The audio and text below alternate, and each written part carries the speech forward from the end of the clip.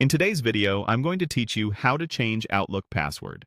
By the end, you'll know exactly where to click, what to look for, and a few best practices to keep your account secure. Start by opening your web browser and going to your favorite search engine. In the search bar, type Outlook and press Enter. Look for the official Microsoft Outlook site and click it to open your mailbox. If you aren't already signed in, sign in to your account to continue. Once your mailbox loads, move your attention to the upper right corner of the page. Click your profile picture or initials. A small menu appears.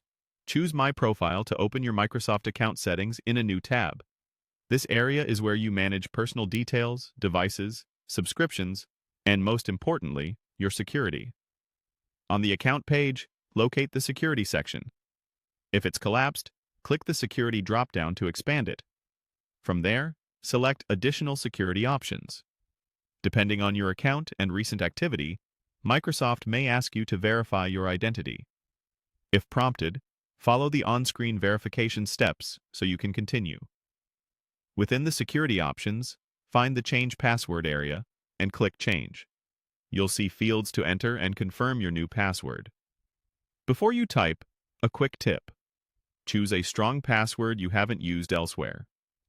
Aim for a mix of uppercase and lowercase letters, numbers, and symbols, or consider a longer passphrase made of several unrelated words. Avoid personal details, common phrases, or anything easy to guess. If Microsoft asks for your current password as part of this flow, enter it to proceed. Type your new password carefully, then retype it exactly the same in the confirmation field. Take a second to double-check both entries match. This helps avoid errors that can lock you out or delay the change. When you're confident it's correct, click Save. After you save, Outlook updates your credentials. You might be signed out on some devices and apps, which is normal. The next time you open Outlook on your phone, tablet, or desktop mail app, you may need to enter the new password.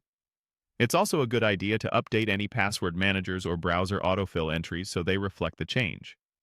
While you're still in security settings, consider reviewing your sign-in activity and recovery options. You'll also find features like two-step verification there, which can add an extra layer of protection.